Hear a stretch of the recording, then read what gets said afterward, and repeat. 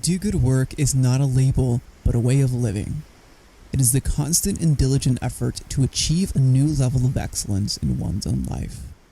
It is the hidden inner beauty behind the struggle to achieve excellence. It's not perfect, but imperfect. It is the effort, discipline, and focus that often goes unnoticed. The goal of Do Good Work is to highlight that drive.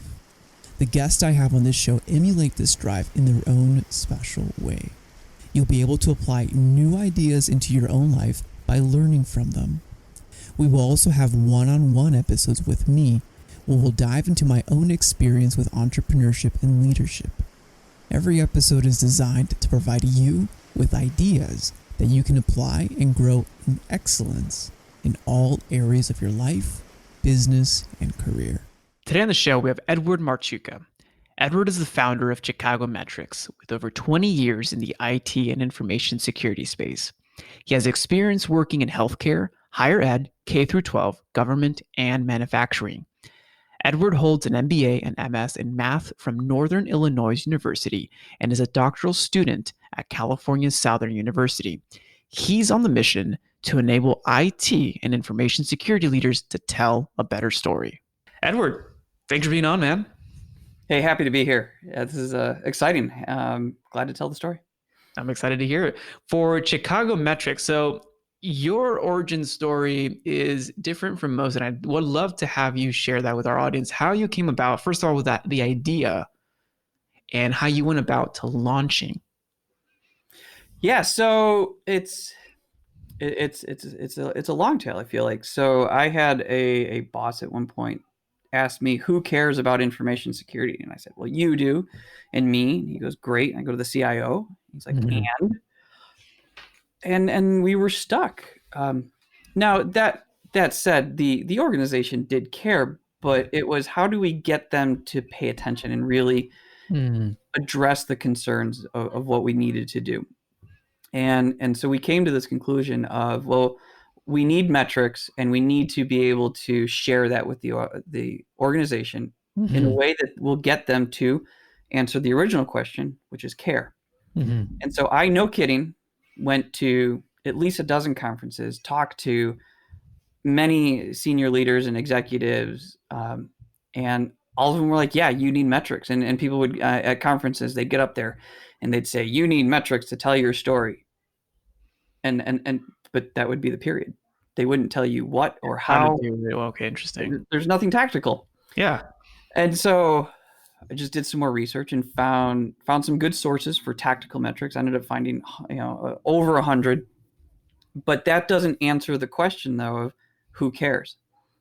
And so I had developed the first iteration using a spreadsheet by aggregating these tactical metrics into something the business can care about. And I called them CIA metrics. And I was speaking around the country on this idea. And it was being able to take these tactical things and roll it into confidentiality, integrity, and availability. And confidentiality to our organization at the time meant not losing federal funding. And integrity was the accuracy of reports, which to the business meant getting additional funding based on our reporting, and availability, which was, you spent money on equipment, you should be able to use it. And so that's how we were able to translate to the business. Well, using that for a while, I had some good results. It found that there was an element missing, which was that crossover to the business. The CIA was very focused on the IT security triad, that element. Well, we were missing the other business piece, which was people or human resources, but people also includes customers, character or reputation of the organization, and then lastly, finance, or we call that gold. And so if you combine them, confidentiality, human resources, integrity, character, availability, and gold, you get Chicago. And so we have now the Chicago metrics. And so the Chicago metrics are the aggregated risk metrics that help translate and tell that story.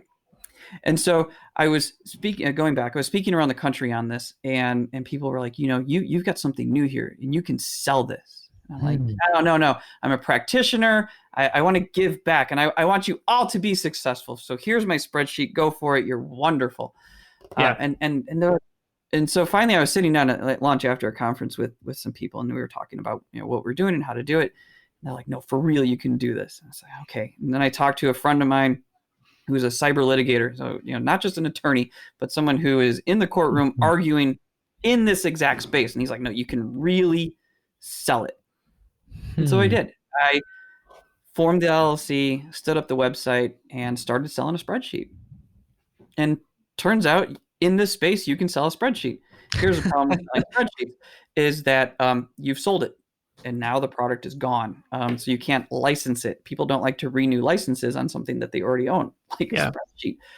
And so to allow for recurring revenue, did a Kickstarter, stood up a SaaS platform, really just a conversion of the spreadsheet to a SaaS platform. And we went live with that March of 2017. And we've been going since, adding different features and functions and products based on the demand. And really, a lot of it is just recommendations of customers who say, it'd be great, ... And then being like, yeah, that totally makes sense. And it fits in with our whole mantra, which is, what do we want? What do we do? We're not, yes, metrics is in our name, and that is part of our product offering. But really, our core value and what we are striving for is to enable IT and information security professionals to tell a better story. That is what it is. So if it's from the metrics piece of just reporting, if it's being able to justify expenditure through an ROI explanation, or if it's having to tell a regulator or an auditor about your risk register, our platform helps you tell that better story. And that's been our whole goal, even from the spreadsheet days. Why are you doing this? Because I want you to be able to tell that story. So that's our origin. That's the story from beginning to end, and how we're at where we're now. That's amazing, because there's a lot of really amazing tangents that we can go into and talk about that. But I really want to go into, so for our listeners out there, let's define a little bit, for those who aren't familiar, what is the information security space? So why do metrics matter in that space? So people think of information security as this IT function, and I contributed to an article that talked about where should the CISO report to, and I think so many people think it's an IT function because in an immature organization, information security is about firewalls, patching, blocking, and tackling, et cetera. It's a very technical role. It's a very technical job. But once you get beyond the basic blocking and tackling and those functions, information security turns into risk management. Yes. And that's really the function of it, and why metrics are so important is that you're trying to determine the level of risk to the environment with respect to information, data, et cetera. So you have to be able to understand not only the technology aspect, but how that impacts the business. And you do that through metrics. You do that through understanding those data points and how that can impact the organization. If you're looking at something like patch latency, well then, okay, as a CISO, what is an acceptable time frame from a technical perspective? Because we know that, let's just pick on Microsoft, they're released on Tuesdays, right?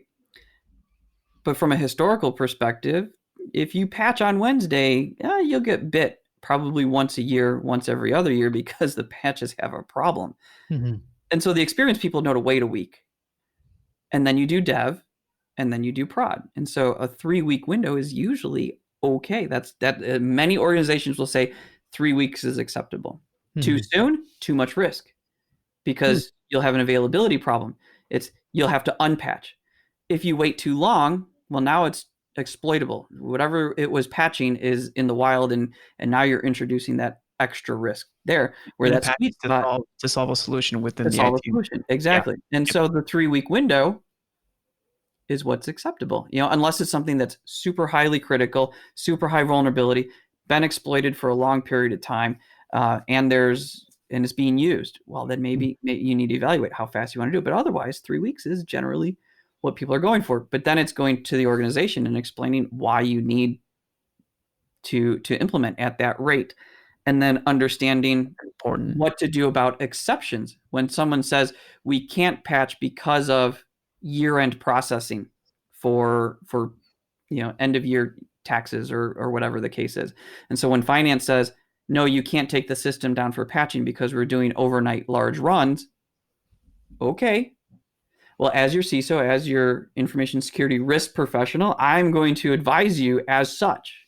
And then someone, CFO, says, I accept that because if I don't do the taxes, we'll be shut down or we'll have these fines, et cetera. It's like, okay, as long as you're aware. And so that's, what is information security? Information security is understanding the environment as a whole, from technical to regulatory, but also risk. And it's balancing across all of those. And I think it's important also to be able to communicate effectively with the other lines of departments, because right now we're using some heavy, even if it's not too heavy, but heavy tech jargon, right? So for some of our listeners, like, well, what does that even mean? To be able to have and extract data, to be able to communicate that in a way that other people in the department, finance, marketing, sales, like all the other pieces that are important for the company to thrive, how they can understand what's happening and be able to interpret that and communicate that simply. So I guess the goals for having this data and information is not only just to tell better stories, but also to make those strategic decisions.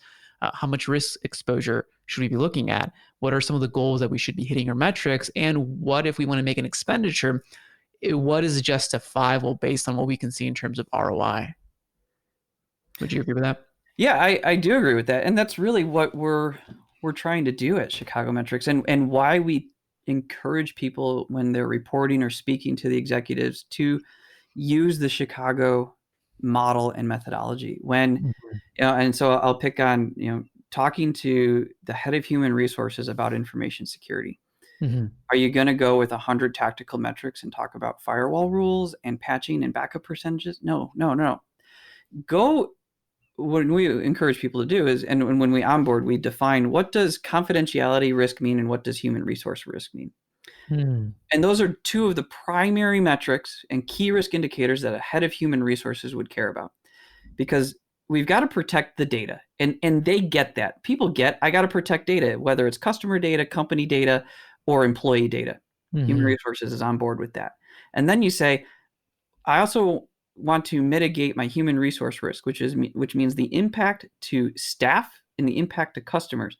So your head of HR gets that. And so when you say, look, we have risk, we have tactical risk that is impacting confidentiality of data, we might have a loss of that, or our ability of people to work, function, access our services.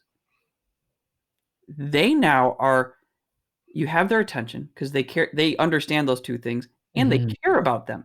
Yeah. Now, they care about finance and reputation of the organization, availability of systems. This is obviously talking to their role, right? This is a strategic way to have a conversation so you can get heard. Yeah. And so now, when you're trying to do an initiative, you say, hey, look, we're going to reduce the risk and confidentiality in human resources. I need your support as we go to the executive group and as we go to the board. They're on board. They're bought in. You're impacting their area and you're making things easier for them. You're solving their problems.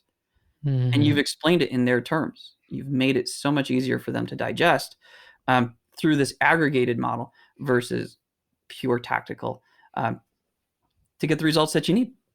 And I love that simplicity. Being able to explain something in simple terms knows that you've mastered whatever you're actually explaining. If you're just adding jargon on jargon, like, it's confusing, nothing gets done. So I love the fact, and going over through everything. So it's the tactical metrics, looking at confidentiality, integrity. Is the data accurate? Is it available for everyone to use? And also looking at security, the people, customers, HR, the brand, and as well as finances. Pretty much everything that needs to run something effectively. No, I love that.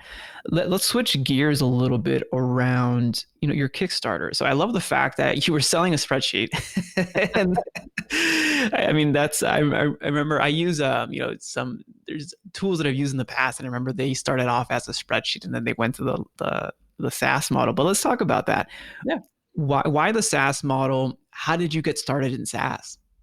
So a SaaS model, because, again, spreadsheets are horrible for recurring revenue. Yeah. Hey, you need to renew. Too bad, I already got it. And so I wanted to be able to have a way to basically cut people off. If you don't pay for it, you gotta be able to renew it. And did you learn that the hard way, or? Oh yeah, that's totally the hard way, because it was hey, let's renew. And we were like, no. Okay. Oh gosh. Yeah. And again, this was started off to be, let's see if I can just pay my own bills. Let's see if I could actually sell this product. Everyone thinks it's great and wonderful, and they're like, oh my gosh, I can. And it's like, wait a minute, I could actually turn this into something for real. Yeah. I need people renewing though, so I can actually have a livelihood out of this. And so we did the SaaS. And so I talked to a couple development groups, and I got quotes from like 50 to 100K to build it. Wow. And I'm like, oh my gosh, and we're totally bootstrapped. I didn't go out and raise $10 million or, something crazy. Mm-hmm. And I ended up finding a platform as a service, a low code, no code environment that let us build our model. We could take everything we had in the spreadsheet functionally and build it in this group. And my development teams were telling me 6 to 9 months to build it out. And so we were able to actually build out and convert everything from spreadsheet to SaaS in 3 months. No way. So you were using no code, low code environments. Yeah. And it costs, this is like a fraction of a cost there. Oh yeah. We only needed to raise 4K and the Kickstarter. Wow. And we did that. We were able to do it. We had a couple of supporters buy into it.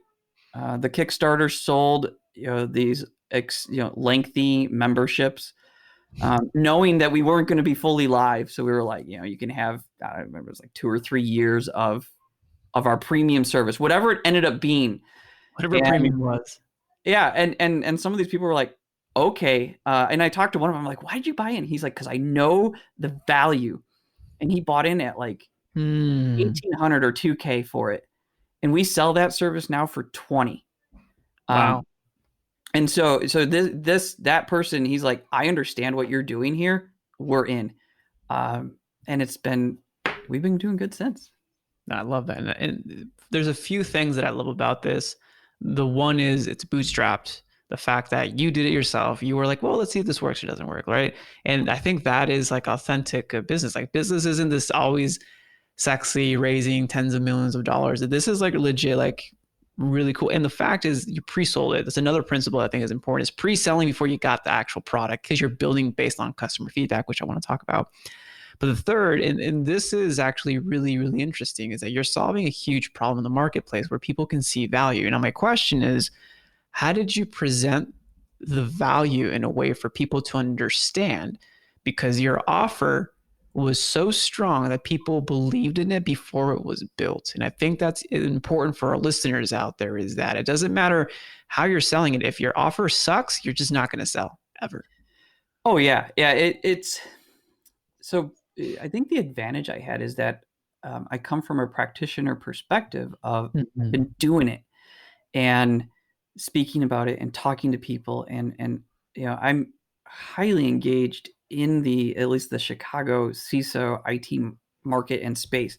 And so I hear from people on that. And I try to stay involved in general. And I tell you what, every conference, every event, maybe not this year so much, but all the other events have had at least one track. And I remember going to one conference, one day, and there were 3 talks on metrics or reporting. So it's like, this is clearly a problem. It's important. Yeah. People care about this. And so when we presented it, it was, hey, how do you tell that story? How do you get the results? What are you doing to have that conversation? And I've recently realized the question isn't, do you have metrics? Everyone has them or won't tell you they don't. Because I posted on LinkedIn about this, and it was alarming. It's the vacuum salesman. If the vacuum salesman knocks on your door and says, do you have a vacuum? You're gonna be like, yeah, of course I do. The question is, do you have the right vacuum, and does it do the job you expect? So yesterday I had my ejector pump replaced because it failed, and there was water on my basement. Did I use my Shark Dyson, the one I use on the carpet, to clean that up? No. Wrong vacuum. Would not have worked well.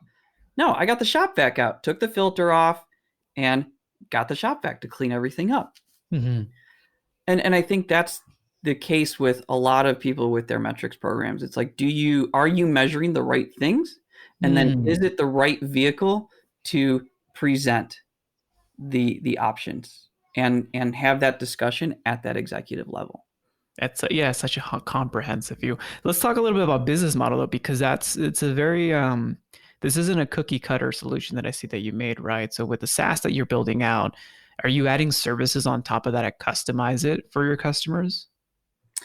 So the base product is entirely fully customizable for the metrics, the tactical piece. Now we have a standard import set because a lot of people who come in are like, I don't even know what to measure.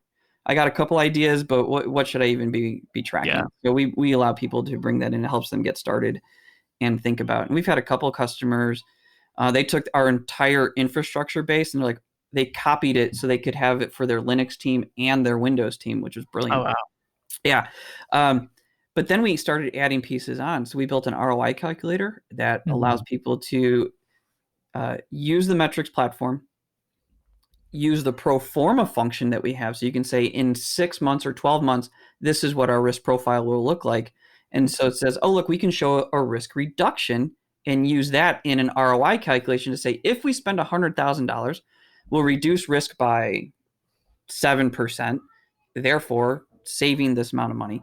It uses the idea of contingent liabilities and some other financial stuff. But either way, it gives you at least something to say, this is a worth return. Yeah. We had one customer come to us and say, I like your model. Can you apply it to the NIST cybersecurity framework? So we're like, yep. So we did it. We applied our model to the CSF to allow people to do assessments. Because you can't, going to an executive saying our average NIST rating is 2.5. That again begs that question of so what? Yeah, and that's a key component with sales and marketing. And like not to put it brutally, but anyone listening now, whenever you present something, a benefit, a feature, or offer, whatever, you got to ask who cares? Who the F cares? Who cares? Right. And so when we can say, well, we did the assessment on the CSF, this is how it impacts the 6 Chicago KRIs. And also here's the areas within the CSF that were deficient. Is it detect, respond, identify, et cetera? So we allowed for that. We listened to our customers with respect to vendor risk assessment. So we built a vendor risk assessment module that takes a different spin. There's different products out there that have that. But our approach was, let's limit the number of questions because the vendors, it's too many questions. The CISO teams, they have to grade them. And then there's frustration on the business accepts the risk no matter what. Okay. So we need to make the lawyers happy by saying, let's ask enough questions to evaluate the risk and allow someone to make a decision. And so we found through research that it was about 50 questions is acceptable through automated scoring. But also what we found from the lawyers was if you know the answers to the questions, you have to have a compensating control for it. So we said, let's not know the answers to the questions. Let's just have an aggregated risk score using the Chicago model. And so now I can take the vendor's risk profile, compare it to my own risk profile, and make a decision. And then log that in my risk register, and someone can accept it. Less questions, automated grading. I don't know all the answers, and I understand the risk profile, and someone can accept them. I've checked all the boxes because we've listened to the customers. Let's talk about that because obviously that's an intelligent way to be able to qualify or assess vendors. Do you do anything that the clients ask you to? Like, how do you take in feedback loops? Because I think it's important, like if it's a SaaS, if it's a product, if it's a service, whatever you're doing, making sure that you have those active feedback loops for your community and knowing which ones to act on and why to act on them. So when it comes, we're doing the base model, the import model, all these things that your customers needs. How do you collect feedback and how do you use that feedback for future iterations or for future services? It's just through the discussions and interactions with customers. Some suggestions have come actually from demos.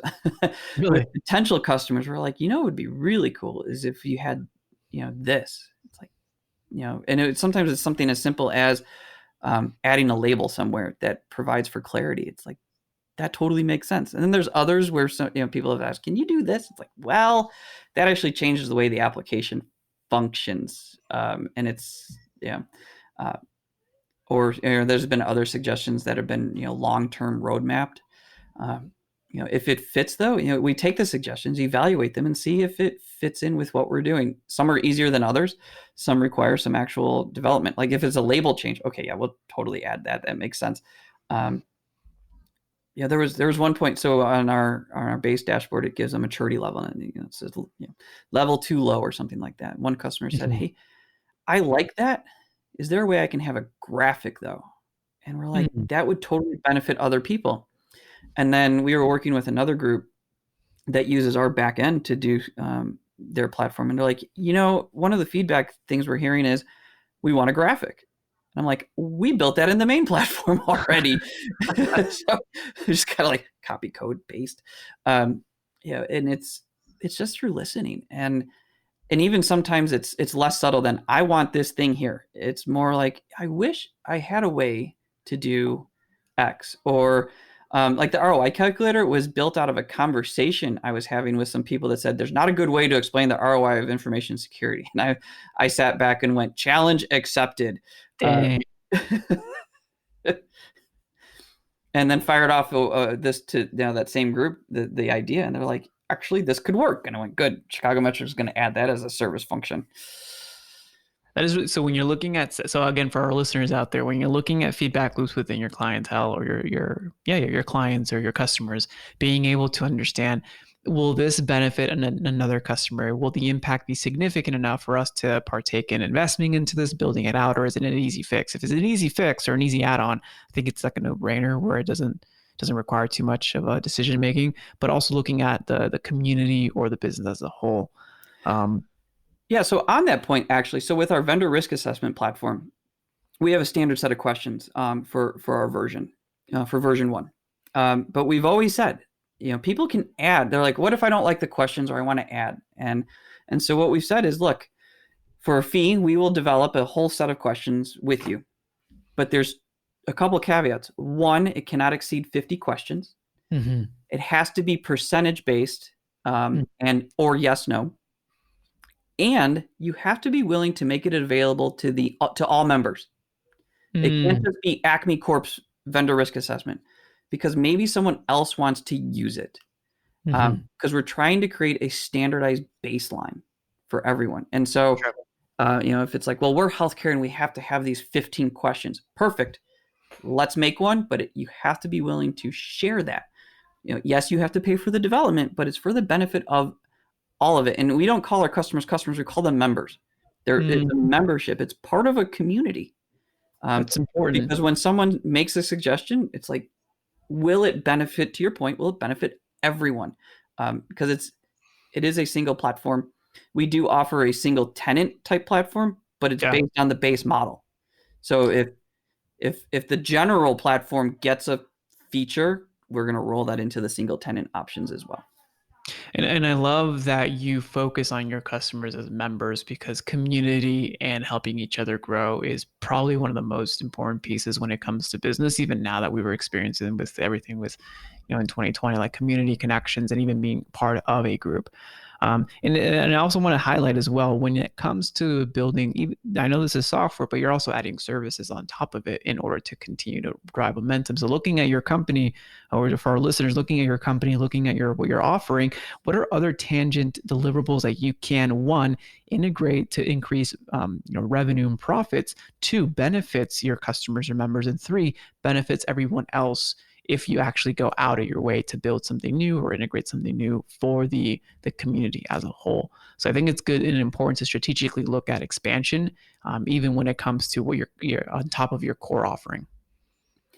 Yeah, so we've looked at beyond just what we do. How can we help our customers? Because we found that a lot of our customers are they need some help, need some handholding, and so we've actually added some assessment services that uses our platform. For a while, we had the offering of, we'll do the assessment and give you a year of our platform, but the expense of that was too much, so we've just decided to offer the assessment, because a lot of times what the assessment is really being used for is justification to buy the full service. One piece of feedback we got, though, was if we do this assessment, we can introduce liability, because now we know how bad it is. And so we actually partnered with a law firm to increase the opportunity that the results would be viewed as attorney-client privilege protected. Oh, wow. And so that's, we work it out with them where they engage through the outside partner first. They bring us in, we do the assessment, we provide the results all under the attorney-client privilege, so that, in the event of an event, something bad happening, plaintiff's attorney can be like, well, let me see your assessment. It's like, no, that was for us to make risk-based legal decisions. Because it's from there you can say, our outside counsel advised us to correct our backup percentages, and so then you start working on it, and they go, see, you had an issue because your backup percentages were bad. And it's like, yep, we knew they were bad. Here's our project plan, and this is everything we were doing about it. Huh. At which point the judge and the jury go, oh, you knew it was bad and you were trying to fix it. Yeah, significantly different than not knowing or ignorance about it. Yeah, that's a totally different story. And there's actually, there's the Caremark legal precedence, which says that a board and executive should know about how bad their environment is. And then there's Stone v. Ritter, which followed onto that, which said, as long as they're doing something about it and they have good policies and procedures and oversight, you're generally okay. And so, Stone v. Ritter said, yes, you had something in place so the board was not personally liable, although your processes and procedures were not sufficient to prevent the fraud. So It doesn't gauge how good it is, but it says that you tried. And so when you have metrics and reporting and you're tracking, you're reporting out on it, you're showing that you're trying and you're trying to improve on it. It's a much different story than, yes, Senator, we did not know how bad it was, in the event that you have to go. Who wants to tell that story? I'd rather tell oh yeah, we knew about that. And this is everything we were doing about it. And here's the tracking, and here's the risk register. What else would you like to see? Proactiveness. Exactly. That's the difference. I love that.